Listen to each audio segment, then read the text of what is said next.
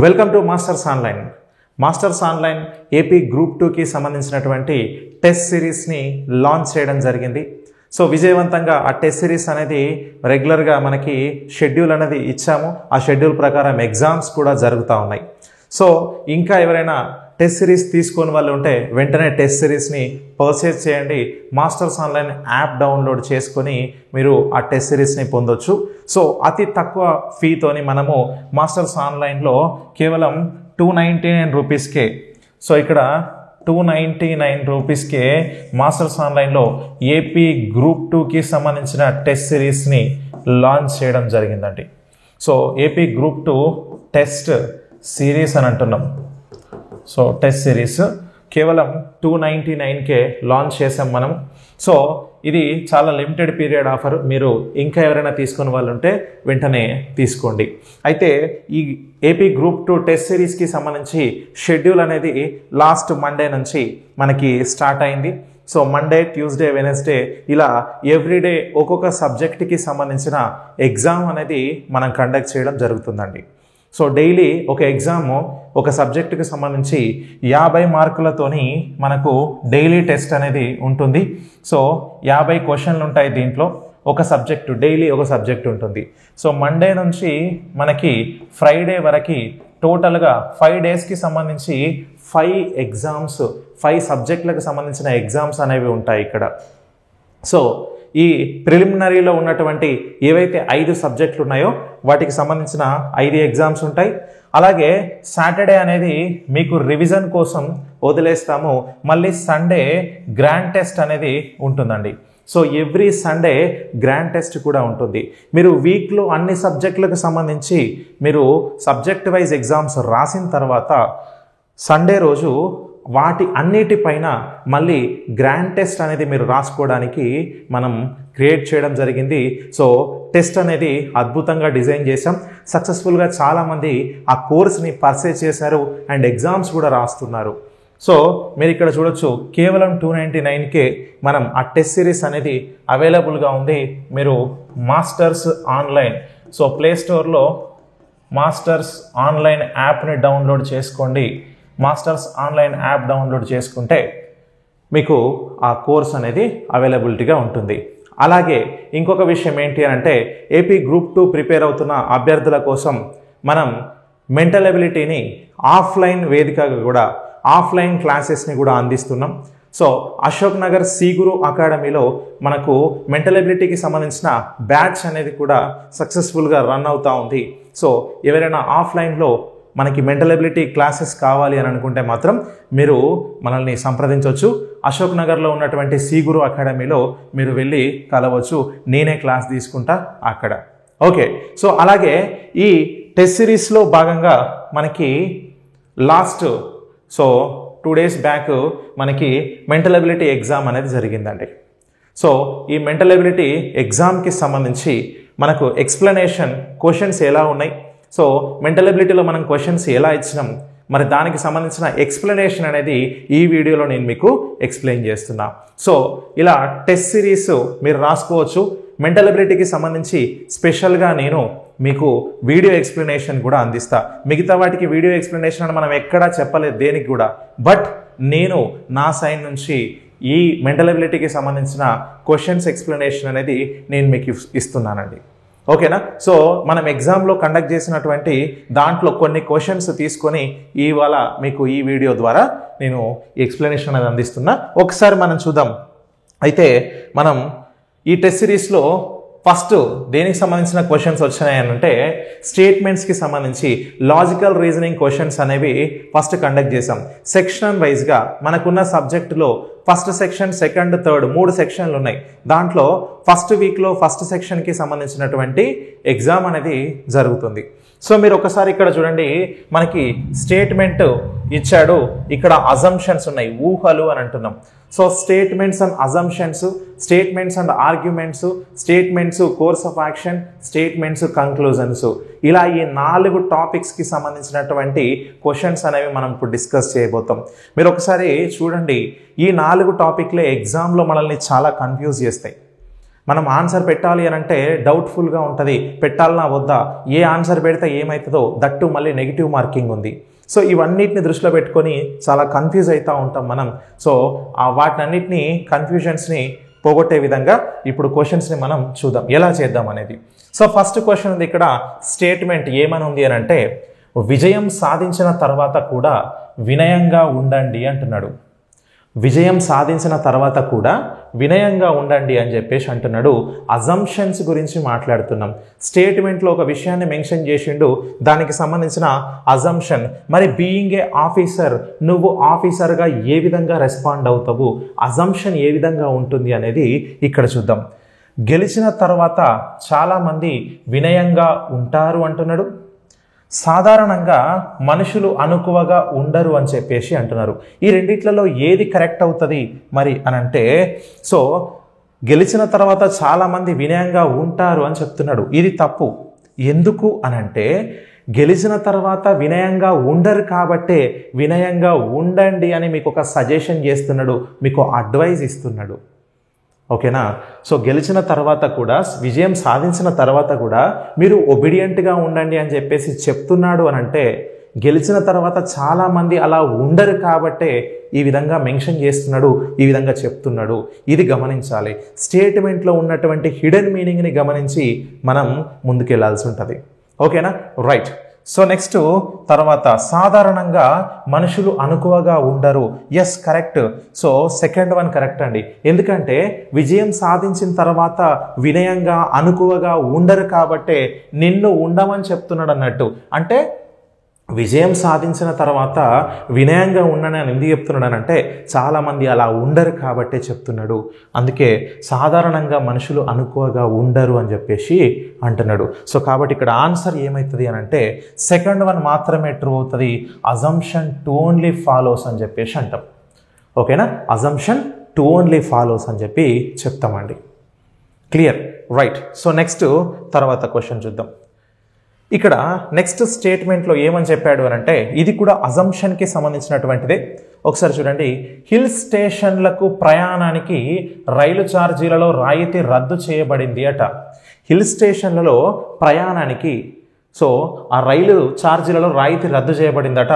ఎందుకంటే ఎందుకు రద్దు చేసిర్రనంటే వారి సెలవులను అక్కడ గడిపే వ్యక్తులకు ఇది అవసరం లేదు అట.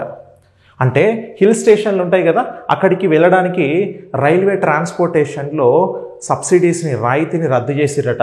ఎందుకంటే సెలవులో ఎంజాయ్ చేయడానికి పోయేటోళ్ళకి కాకుండా సో ఎవరైతే మనకి నార్మల్గా వెళ్దామని అనుకుంటారో వాళ్ళకి రైలు ఛార్జీలలో రాయితీ ఇస్తాము కానీ సో ఈ సెలవులలో అక్కడ గడిపే వ్యక్తులకి ఇది అవసరం లేదు అంటున్నాడు.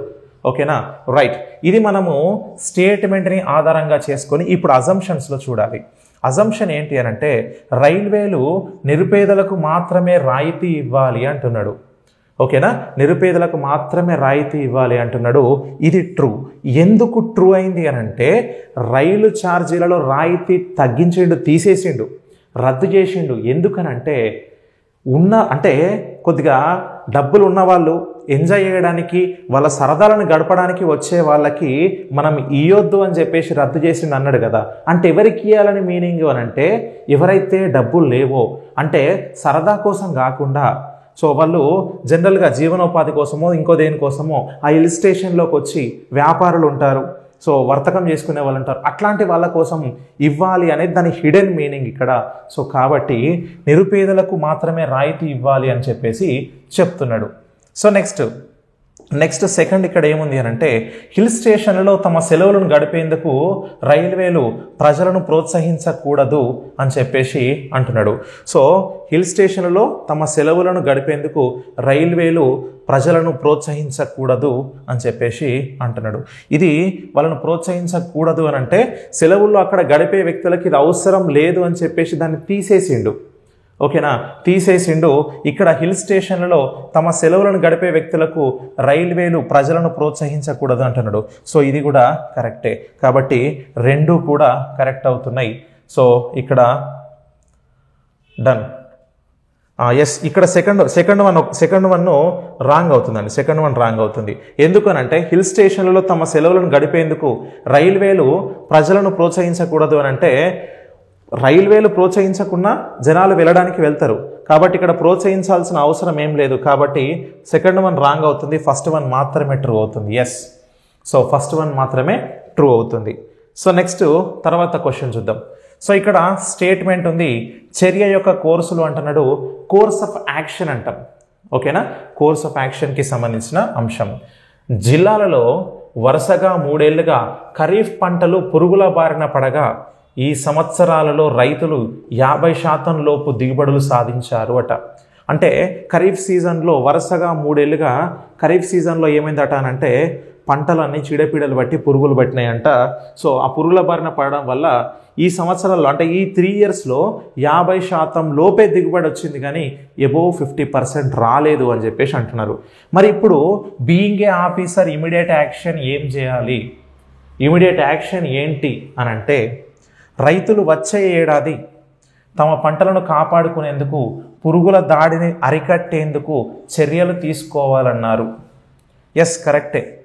సో నెక్స్ట్ ఇయర్ కూడా ఇట్లాంటి దాడిని ఎదుర్కోవడం కోసం వాళ్లకు వాటిని అరికట్టేందుకు యాక్షన్ తీసుకోవాలి, ఓకేనా. యాక్షన్ తీసుకోవాలి ఖచ్చితంగా, ఎందుకంటే లాస్ట్ 3 ఇయర్స్ నుంచి కూడా వాళ్ళు అదే బారిన పడుతున్నారు కదా. సో ఈసారి పడకుండా మనం తీసుకోవాలి. నెక్స్ట్, రైతులు ఆర్థిక ప్రయోజనాలను కాపాడేందుకు ప్రభుత్వం ఖరీఫ్ పంటల మద్దతు ధరను గణనీయంగా పెంచాలి అంటున్నాడు.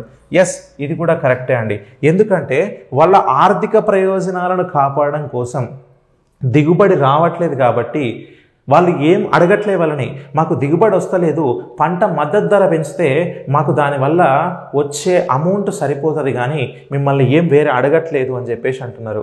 అంటే ఒకసారి చూడండి, ఇక్కడ immediate actions according to the statement ఉందా లేదా అనేది మనం చూసుకోవాలి, ఓకేనా. రైట్, సో ఇవి రెండు కూడా కరెక్టే. సో మనకి 1 and 2 రెండు కూడా కరెక్ట్ అండి ఇక్కడ. సో మీరు ఒకసారి చూస్తే ఇక్కడ అకార్డింగ్ టు ద స్టేట్మెంటు మనకి ఖరీఫ్ పంటలు పురుగున బారిన పడ్డాయి కాబట్టి వాటిని నిర్మూలించాలని చెప్పేసి అంటున్నాడు, అది కరెక్టే. సో వీళ్ళకు దిగుబడి తక్కువ సాధించరు కాబట్టి నెక్స్ట్ టైము వాళ్ళకు సపోర్ట్ అనేది కూడా కావాలి అన్నాడు, కాబట్టి రెండు కరెక్ట్ అవుతున్నాయి. సో నెక్స్ట్ తర్వాత క్వశ్చన్ చూద్దాం. తర్వాత స్టేట్మెంట్ ఏమన్నాడు అంటే, వివిధ శాఖల ముఖ్యమైన వివాదాలను పరిష్కరించడంలో కోర్టులు చాలా సమయం తీసుకుంటాయి అంటున్నాడు. ఎస్, వివిధ శాఖల ముఖ్యమైన వివాదాలు అంటే శాఖాపరమైన వివాదాలు ఉంటాయి కదా. అంటే జనరల్గా కోర్టులు చేసే నార్మల్గా గొడవలకు సంబంధించి కానీ ఇంకేదైనా ఇష్యూస్కి సంబంధించి కాదు అడిగేది, ఇంటర్నల్ ఇష్యూస్ ఉంటాయి కదా. అంటే గవర్నమెంట్కి సంబంధించి కొన్ని శాఖల మధ్యలో ఉన్నటువంటి కేసులు కానీ అట్లాంటి కేసులు. ఫర్ ఎగ్జాంపుల్ ఇప్పుడు మనకి ఎడ్యుకేషన్కి సంబంధించి ఫర్ ఎగ్జాంపుల్ టీఎస్పీఎస్సీ కేసు అనుకోండి. సో అట్లాంటి వాటిని కొంచెం మూవ్ ఫార్వర్డ్ చేయడము, సో అట్లా మనకు కొంచెం మూవ్ చేయాలి అని చెప్పేసి అంటున్నాడు అన్నట్టు. సో శాఖాపరమైన ముఖ్యమైన వివాదాలను పరిష్కరించడంలో చాలా సమయం తీసుకుంటాయి, కొంత టైం టేకింగ్ తీసుకుంటాయి అంటున్నాడు. మరి ఇప్పుడు యాక్షన్ ఏంటి? దానికి టైం ఎక్కువ పడుతుంది అని అంటే మరి ఏ యాక్షన్ తీసుకోవాలి అని అంటే, కేసులను వేగవంతం చేసేలా కోర్టులను ఆదేశించాలి అంటున్నాడు. అయితే అక్కడ టైం టేకింగ్ ఎక్కువ తీసుకుంటున్నారు కోర్ట్స్లో కాబట్టి మనకేమంటున్నాడు, ఎక్కువ ఫాస్ట్గా మీరు చేయండి అని చెప్పి ఆ కోర్టులని ఆదేశించాలి అంటున్నాడు. ఎస్, ఎవరైతే సంబంధిత పర్సన్ ఉంటారో, ఓకేనా. అంటే ఇప్పుడు ఈ కోర్టులు మనకి అంటే లోవర్ లెవెల్ కోర్ట్స్ ఉంటే హయ్యర్ లెవెల్ కోర్ట్స్ మీరు ఫాస్ట్గా చేయండి అని చెప్పేసి చెప్తాయి కదా. సో అట్లాగా ఆదేశించాలి అని అంటున్నాడు. సో రైట్, అయితే మీరు ఇక్కడ అంటారు, సార్ కోర్టులను ఎవడు ఆదేశిస్తాడు? కోర్టులను ఆదేశించి మనం ఆదేశిస్తామా లేకుంటే ఏ ఆఫీసర్ ఆదేశిస్తాడు అని చెప్పేసి ఒక డౌట్ వస్తుంది. అయితే కోర్టులను ఆదేశించాలి అనే మీనింగ్ ఏంటి అని అంటే, కింది కోర్టులను పై కోర్టులు ఆదేశిస్తాయి కదా. ఇప్పుడు హైకోర్టు ఉందనుకో, సుప్రీంకోర్టు చెప్తుంది మీరు ఇట్లా ఇట్లా చేయండి అని చెప్పేసి, దానికి కొలీజియం అనే వ్యవస్థ ఉంటుంది, వాళ్ళు సూచన చేస్తారు కదా. ఆదేశించడం మీన్స్ ఏంటి అంటే సూచన. సో న్యాయశాఖ మంత్రి కానీ అంటే న్యాయ వ్యవస్థకు సంబంధించిన ప్రముఖులు ఎవరైతే పెద్ద మనుషులు ఉంటారో వాళ్ళు యాక్షన్ తీసుకొని దానికి సంబంధించిన విషయాన్ని ముందుకు తీసుకెళ్తారు. సో తర్వాత సెకండ్ వన్ ఏమంటున్నాడంటే, తమ శాఖలకు సంబంధించిన వివాదాలు పరిష్కరించుకునేందుకు అధికారులకు ప్రత్యేక అధికారాలు ఇవ్వాలి అంటున్నాడు. సెకండ్ వన్ కూడా ట్రూనే అండి, ఎందుకంటే ఇక్కడ టైం టేకింగ్ అవుతుంది కాబట్టి ఇంటర్నల్ ఇష్యూస్ని సాల్వ్ చేసుకోవడం కోసం ఇంటర్నల్గా అధికారులకు కొన్ని స్పెషల్ అథారిటీస్ కల్పిస్తే లేదా వాళ్ళ దాంట్లో ఒక అధికారిని ఒక చీఫ్గాను మనం పెట్టగలిగితే సో వాళ్ళే పరిష్కరించుకుంటారు కదా అని చెప్పేసి మాట్లాడుతున్నాడు. సో తమ శాఖలకు సంబంధించిన వివాదాలు పరిష్కరించుకునేందుకు అధికారులకు ప్రత్యేక అధికారాలు ఇవ్వాలి అంటున్నాడు. ఎస్, కరెక్టే ఇది కూడా. దీనివల్ల ఏమవుతుంది అని అంటే ఇక్కడున్న సిచ్యువేషన్లో ఇమీడియట్ యాక్షన్. సిచ్యువేషన్ ఏంటి? టైం టేకింగ్ అవుతుంది. అంటే టైం తగ్గించాలి అని అంటే ఏం చేయాలి? కేసులు ఫాస్ట్గా చేయమని చెప్పాలి, లేదనంటే కొన్ని కేసులను ఇంటర్నల్గా డీల్ చేసుకునేందుకు అవకాశాన్ని కల్పించాలి. ఓకేనా? రైట్. సో ఇవి రెండు కూడా ట్రూ అవుతాయి. 1 and 2 ఫాలోస్ అని చెప్తాం. 1 మరియు 2 అనుసరిస్తాయి ఈ చర్యలు అని అంటున్నాం. ఓకేనా అండి? రైట్. ఈ విధంగా ఆన్సర్ అనేది చేయాలి. ఇవన్నీ కూడా మనము ఎగ్జామ్లో టెస్ట్ సిరీస్లు కండక్ట్ చేసినటువంటి టెస్ట్ సిరీస్లో వచ్చినటువంటి క్వశ్చన్స్, టెస్ట్ సిరీస్లో మనం పెట్టుకున్నటువంటి క్వశ్చన్స్ ఇవన్నీ కూడా. ఓకేనా? రైట్. ఈ స్టేట్మెంట్స్కి సంబంధించిన క్వశ్చన్స్ అనేవి మస్తు కన్ఫ్యూజింగ్ ఉంటుంది, కాబట్టి మీరు జాగ్రత్తగా ఆన్సర్ చేయాలి. నెక్స్ట్ తర్వాత చూద్దాం. ఇక్కడ ఏంటి? కంక్లూజన్స్ అండి. స్టేట్మెంట్స్ కంక్లూజన్స్ ఉన్నాయి. సో ఇక్కడ ఏమంటున్నాడు అంటే జనాభా పెరుగుదలతో పాటు వనరులు క్షీణించడం రాబోయే రోజుల్లో అనేక అభివృద్ధి చెందుతున్న దేశాల దృశ్యం కాబోతుంది అంటున్నాడు. ఏందట అనంటే జనాభా పెరుగుతుంది, వనరులు తగ్గిపోతున్నాయి, దీనివల్ల రాబోయే రోజుల్లో అభివృద్ధి చెందుతున్న దేశాల దృశ్యం కాబోతుంది.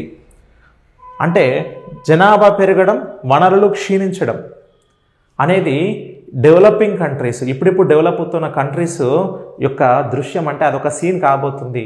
ఎందుకంటే జనాలు పెరుగుతారు, వనరులు తగ్గుతాయి అని చెప్పేసి చెప్తున్నాడు. ఇక ఏం జరుగుతుంది అనేది మనకు అంత అనవసరం, ఇచ్చిన స్టేట్మెంట్ని మనం అర్థం చేసుకోవడం ముఖ్యం. సో ఇప్పుడు చూడండి, మరి కంక్లూజన్స్ ఏంటి అంటే అభివృద్ధి చెందుతున్న దేశాల జనాభా భవిష్యత్తులో పెరగదు అంటున్నాడు. అభివృద్ధి చెందుతున్న దేశాల జనాభా భవిష్యత్తులో పెరగదట. జనాభా పెరుగుదలతో పాటు అని చెప్పేసి ఆల్రెడీ పెరుగుతుంది అని చెప్తున్నాడు కదా. సో పెరగదు అని నువ్వెట్లా చెప్తావు? వి కాంట్ సే జనాభా పెరగదు అని చెప్పేసి మనం చెప్పలేము. అభివృద్ధి చెందుతున్న దేశాలలో జనాభా భవిష్యత్తులో పెరగదట. సో మనం చెప్పలేము ఖచ్చితంగా. ఓకేనా? అట్లా ఎందుకనంటే అభివృద్ధి చెందుతున్న దేశాలలో జనాభా పెరుగుదలతో పాటు వనరులు క్షీణిస్తున్నాయని చెప్పేసి నీకు స్టేట్మెంట్లోనే మెన్షన్ చేశాడు. బట్ నువ్వు అట్లా తీసుకోవడం కరెక్ట్ కాదు. నెక్స్ట్ చూడండి, అభివృద్ధి చెందుతున్న దేశాల ప్రభుత్వాలకు తమ ప్రజలకు మంచి జీవన ప్రమాణాలను అందించడం చాలా కష్టము అని అంటున్నారు. ఓకేనా? సో చాలా కష్టము అంటున్నారు. తప్పు. సో వాళ్ళు సరైన జీవన ప్రమాణాలను అందించడం చాలా కష్టం అంటున్నారు. అభివృద్ధి చెందుతున్న దేశాల ప్రభుత్వాలకు తమ ప్రజలకు మంచి జీవన ప్రమాణాలను అందించడం చాలా కష్టము అని చెప్పేసి చెప్తున్నాడు. సో కష్టము అంటే అభివృద్ధి చెందిన దేశాలకు మళ్ళీ జీవన ప్రమాణాలను అంటే జనాభా పెరిగినప్పుడు జీవన ప్రమాణాలను అందించడం చాలా కష్టము అని చెప్పేసి అంటున్నాడు. అంటే కొద్దిగా పాసిబుల్ అవుతుంది, బట్ కష్టము అని చెప్పేసి అంటున్నాడు. రెండు కూడా రాంగ్ అవుతున్నాయి. సో 1 లేదా 2 అనుసరించలేదు అని చెప్తున్నాడు. ఓకేనా? రైట్. నెక్స్ట్ తర్వాత క్వశ్చన్ చూద్దాం. ఇక్కడ తర్వాత దాంట్లో ఇంకొక కంక్లూజన్ ఉంది. ప్రకటన ఏమన్నాడు అని అంటే వరకట్నానికి వ్యతిరేకంగా ఎక్కువగా మాట్లాడే వ్యక్తులు దానిని స్వయంగా తీసుకున్న వారే అంటున్నాడు. అంటే వరకట్నానికి వ్యతిరేకంగా మాట్లాడతారు కదా, వాళ్ళ దాంట్లో చాలామంది వ్యతిరేకంగా మాట్లాడే వాళ్ళలో ఎక్కువ మంది కూడా దాన్ని తీసుకున్న వాళ్ళే అంటున్నాడు. అంటే వరకట్నం తీసుకున్న వాళ్ళే తీసుకోవద్దు అని మాట్లాడతారు అని చెప్పేసి చెప్తున్నాడు. మరి ఇప్పుడు కంక్లూజన్ ఏంటి అంటే పూర్తి చేయడం కంటే చెప్పడం సులభము అంటున్నాడు. అంటే మాటలు చెప్పడము సులభము ఏదన్నా పని చేయడం కంటే. అంటే మనం జనరల్ లాంగ్వేజ్లో అంటాం కదా, పని చేత కాదు కానీ విషయాలు మాత్రం బాగా చెప్తాడు అని అంటాం కదా. సో అట్లా అన్నట్టు పూర్తి చేయడం అంటే పని చేయడం చేత కాకున్నా కూడా చెప్పడం మాత్రం మస్తు ఈజీగా చెప్తారు అని చెప్పేసి ఆ మీనింగ్లో వస్తుంది ఇన్ జనరల్గా మనం మాట్లాడుకుంటే. ఓకేనా? రైట్. పూర్తి చేయడం కంటే చెప్పడం సులభం అని చెప్పేసి అంటున్నాడు. సో నెక్స్ట్ ప్రజలకు ద్వంద్వ ప్రమాణాలు ఉన్నాయి అని చెప్పేసి అంటున్నాడు. ప్రజలకు ద్వంద్వ ప్రమాణాలు ఉన్నాయి అని అంటున్నాడు. సో ఈ రెండిట్లో ఏది కరెక్ట్ అని అంటే పూర్తి చేయడం కంటే చెప్పడం సులభం. ఇది కరెక్టే. ఎందుకనంటే వరకట్నానికి వ్యతిరేకంగా మాట్లాడే వ్యక్తులే తీసుకున్నవారు అని అంటున్నాడు. కాబట్టి వాళ్ళు వ్యతిరేకంగా మాట్లాడుతున్నారు, ఎట్ ద సేమ్ టైం తీసుకున్నారు. అంటే వాళ్ళు చేయడం కంటే చెప్పడం మాత్రం ఈజీగా చెప్తున్నారు, కానీ వాళ్ళు చేయలేదు అంటున్నాడు. Yes, correct. మరి పూర్తి చేయలే కానీ చెప్పడం మాత్రం చెప్తున్నారు. ఓకేనా, రైట్, ఇది కరెక్టే. నెక్స్ట్, ప్రజలకు ద్వంద్వ ప్రమాణాలు ఉన్నాయి అంటున్నాడు. ఎస్, ఇది కూడా కరెక్టే అండి. అంటే డ్యూయల్ రోల్స్ అని అంటాం కదా, సో అంటే ద్వంద్వ ప్రమాణాలు, డ్యూయల్గా ఆలోచిస్తారు అని అంటున్నాడు. ఎస్, ఎందుకనంటే వీళ్ళు ఇక్కడ తీసుకోవద్దు అని చెప్తున్నారు, వీళ్ళు ఇక్కడ తీసుకుంటున్నారు, అంటే డ్యూయల్ పర్స్పెక్టివ్ ఉంది కదా, సో కాబట్టి డ్యూయల్ పర్స్పెక్టివ్ ఉంది అని చెప్తున్నాడు. సో బోత్ ట్రూ అండి. ఓకేనా, సో 1, 2 అనుసరిస్తాయి. ఓకే, ఇక్కడ 2 లేవా, 1 లేదా అని చెప్పేసి ఉంది. సో బోత్ ట్రూ అండి, బోత్ ట్రూ.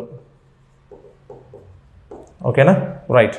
సో నెక్స్ట్ తర్వాత క్వశ్చన్ చూద్దాం. నెక్స్ట్ స్టేట్మెంట్ చూడండి. స్టేట్మెంట్ ఏంటి అని అంటే, ప్రకటన, భారతదేశం తన శక్తి అవసరాలను తీర్చుకోవడానికి సౌరశక్తిని వినియోగించుకోవడానికి ప్రయత్నాలు చేయాలా? క్వశ్చన్ అడుగుతున్నాడు. మనకి వాదనలు వచ్చేసరికి క్వశ్చనేర్ అండి. సో మనల్ని క్వశ్చన్ చేస్తూ ఉంటాడు. మరి క్వశ్చన్ చేసినప్పుడు ఎట్లా చేయాలి? భారతదేశం తన శక్తి అవసరాలను తీర్చుకోవడానికట మరి సౌరశక్తిని వినియోగించుకోవడానికి ప్రయత్నాలు చేయాలన్నా, సోలార్ పవర్ని యూజ్ చేసుకోవడానికి వాళ్ళు ప్రయత్నం చేయాలా అని అంటున్నాడు. మరి ఇప్పుడు వాదన ఏ విధంగా ఆర్గ్యూ చేస్తావు నువ్వు? అవును, ప్రస్తుతం ఉపయోగించే చాలా శక్తి వనరులు అయిపోయినవి అంటున్నాడు. ఎస్, కరెక్టే. ప్రజెంట్ మనం యూజ్ చేసే చాలా శక్తి వనరులు అయిపోయినాయి. ఇప్పుడు బొగ్గు యూజ్ చేసి కరెంట్ ఉత్పత్తి చేస్తున్నారు, ఆ బొగ్గు కూడా నిల్వలు తగ్గిపోతున్నాయి. ఓకేనా, సో ఈ పవర్ ఉత్పత్తి చేయడం కోసం, కరెంట్ ఉత్పత్తి చేయడం కోసం చాలా వనరులు మనం యూజ్ చేస్తున్నాం, వనరులన్నీ డిక్రీజ్ అయిపోతున్నాయి. సో కాబట్టి ఇప్పుడు ప్రస్తుతం వినియోగించే వనరులు అయిపోయినాయి అంటున్నాడు. ఎస్, కాబట్టే ఇక్కడ మనకేం చెప్తున్నాడు? తన శక్తి అవసరాలను వినియోగించుకోవడానికి సౌరశక్తిని ఉపయోగించుకోవాలని అంటున్నాడు. ఆల్రెడీ అయిపోయినాయి కాబట్టే ఆయన ఏం చెప్తున్నాడు అని అంటే, వేరే వాటి కోసం వెతుకుతున్నాము అని అంటున్నాడు. సో కాబట్టి ఫస్ట్ వన్ ట్రూనే అండి. నెక్స్ట్, లేదు, సౌరశక్తిని వినియోగించుకోవడానికి భారతదేశంలో లేని మూలధనం చాలా అవసరం అంటున్నాడు. సౌరశక్తిని వినియోగించుకోవడానికి చాలా మూలధనం అవసరం అంటున్నాడు. అది తప్పండి. సో సౌరశక్తిని వినియోగించుకోవడానికి మనం కొత్తగా ఏం తయారు చేయం, జస్ట్ సోలార్ మనకి ప్లేట్స్ ఉంటాయి కదా, అదొకటే. కానీ అది అధిక మూలధనంతో కూడుకున్నది అని చెప్పేసి చెప్పడం అనేది తప్పు విషయం. ఎందుకంటే సన్ పవర్, సోలార్ పవర్ అనేది ఫ్రీగానే వస్తుంది. అది అంటే సోలార్ లైటింగ్ అనేది ఫ్రీగానే వస్తుంది. ఈ పవర్ని జనరేట్ చేయడానికి సంబంధించి కొంత ఖర్చు పెట్టుకుంటే చాలు, కానీ మనకి చాలా అవసరం అన్నాడు. అంటే మోస్ట్ ఆఫ్ ద కేస్, అంటే చాలా అవసరం, ఎక్కువగా యూజ్ చేస్తాము అంతా అని చెప్పేసి మాట్లాడినప్పుడు కొన్ని పదాలు ఉంటాయి మనకి, అట్లాంటి పదాలు వచ్చినప్పుడు మనం వాటిని కన్సిడర్ చేయొద్దు. కాబట్టి ఇది క్యాన్సల్ అవుతుంది. ఓకేనా, right. So first one true అవుతుంది, సెకండ్ వన్ రాంగ్ అవుతుంది. సో కాబట్టి ఓన్లీ 1 మాత్రమే ట్రూ అని చెప్పేసి చెప్తున్నాం. ఓకే అండి, రైట్. ఇది వాదనకు సంబంధించినటువంటి క్వశ్చన్. రైట్. సో నెక్స్ట్ ఇంకో క్వశ్చన్ ఉంది ఇక్కడ ఆర్గ్యుమెంట్లో. స్టేట్మెంట్ చూద్దాం. యువ పారిశ్రామికవేత్తలను ప్రోత్సహించాలా అంటున్నాడు. యువ పారిశ్రామికవేత్తలనట ప్రోత్సహించాలనా మరి అంటే వాదన ఏం జరుగుతుంది అని అంటే, అవును, దేశ పారిశ్రామిక అభివృద్ధికి ఇవి దోహదపడతాయి అంటున్నాడు. అవును, అవి ఉపాధి మార్కెట్ను భారాన్ని తగ్గిస్తాయి అంటున్నాడు. ఎస్, బోత్ ట్రూ అండి, 2 కూడా కరెక్టే. దేశ పారిశ్రామిక అభివృద్ధికి ఇవి దోహదం చేస్తాయి. యువత అనే వాళ్ళు మనకి పారిశ్రామికవేత్తలు కనుక అయ్యారనుకోండి, సో ఇంకా డెవలప్మెంట్ అనేది పెరుగుతుంది అని చెప్తున్నాడు. కరెక్టే. నెక్స్ట్, అవి ఉపాధి మార్కెట్లపై భారాన్ని తగ్గిస్తాయి అంటున్నాడు. అంటే చాలామంది ఉపాధి కోసం నిరుద్యోగులుగా ఉంటారు కదా, వీళ్ళ ఏందనంటే కొత్త పారిశ్రామికవేత్తలు, యువ పారిశ్రామికవేత్తలు వస్తే వాళ్ళు కొత్త కంపెనీ స్టార్ట్ చేస్తారు, దానివల్ల ఉపాధి దొరుకుతుంది. అంటే ఉపాధి మార్కెట్ పైన భారం తగ్గుతుందనే కదా మీనింగ్. సో దీన్ని హిడెన్ మీనింగ్ని మనం ఆలోచించి నిర్ణయం తీసుకుంటాం. దీనికి సూటబుల్ అయ్యేది ఏంటి? స్టేట్మెంట్కి సూటబుల్ అయ్యే విధంగా మన ఆర్గ్యుమెంట్ ఉండాలి. అది ఆర్గ్యుమెంట్ అయినా, యాక్షన్ అయినా, కంక్లూజన్ అయినా, నెక్స్ట్ మనకి అజంప్షన్ అయినా కూడా స్టేట్మెంట్ పరిమితికి లోబడి మాత్రమే మనం చేయాల్సి ఉంటుంది. అసలు ఈ టాపిక్స్ అన్నిటికీ సంబంధించి బేసిక్ లెవెల్ నుంచి, ఓకేనా, సో బేసిక్స్ ఎలా ఉంటాయి ఏంటి అనేది కూడా మనము క్లాస్లో చెప్పడం జరిగింది. సో తొందరలో మీకు వితిన్ ఫ్యూ డేస్లో మెంటల్ అబిలిటీ కోర్స్ అనేది కూడా నేను లాంచ్ చేస్తా. సో ఈ క్లాసెస్ అన్నీ కూడా రికార్డెడ్ క్లాసెస్ని, మెంటల్ అబిలిటీకి సంబంధించిన రికార్డెడ్ క్లాసెస్ని మీకు నేను అందిస్తా. విత్ ఇన్ ఫ్యూ డేస్లో ఆ కోర్స్ అనేది లాంచ్ చేస్తా. ఓకే అండి. సో ఈ వీడియోని మీరందరూ కూడా దయచేసి లైక్ చేయండి. అండ్ మనకి టెస్ట్ సిరీస్ సో కేవలం 299 రూపీస్కే టెస్ట్ సిరీస్ అనేది అవైలబుల్గా ఉంది మాస్టర్స్ ఆన్లైన్ యాప్లో. సో మీరు ఆ టెస్ట్ సిరీస్ని పర్చేస్ చేయండి, ఎగ్జామ్స్ రాయండి. మీ ఎగ్జామ్ ప్రాక్టీస్ కోసం మెయిన్ ఎగ్జామ్ రాయడానికి ముందు ప్రాక్టీస్ ఎగ్జామ్ రాస్తే దట్టు విత్ నెగిటివ్ మార్కింగ్ మీరు రాస్తారు కాబట్టి చాలా చాలా హెల్ప్ అవుతుంది, యూస్ఫుల్ అవుతుంది. సో ఇది మనకు ఫస్ట్ ఎగ్జామ్కి సంబంధించినటువంటి కొన్ని క్వశ్చన్స్ మాత్రమే తీసుకున్నా. 50 క్వశ్చన్లతో ఎగ్జామ్ పెట్టినాం. నేను జస్ట్ ఒక 8 క్వశ్చన్లు తీసుకున్నా. ఈ 4 టాపిక్స్లో ఒక 2 క్వశ్చన్లు తీసుకున్నా జస్ట్. సో ఫర్దర్గా ఇంకా నేను మిగతా ఎగ్జామ్స్కి సంబంధించిన వీడియోస్ కూడా డెఫినెట్గా చేస్తా. సో అంతవరకు మన ఛానల్ని సబ్స్క్రైబ్ చేసుకోండి అండ్ మన యాప్ని డౌన్లోడ్ చేయండి. కోర్సుని కూడా మీరు తీసుకొని హ్యాపీగా ఎగ్జామ్స్ రాసుకోండి. So that's it for today. Next వీడియోలో మళ్ళీ కలుద్దాం. థ్యాంక్ యూ అండి.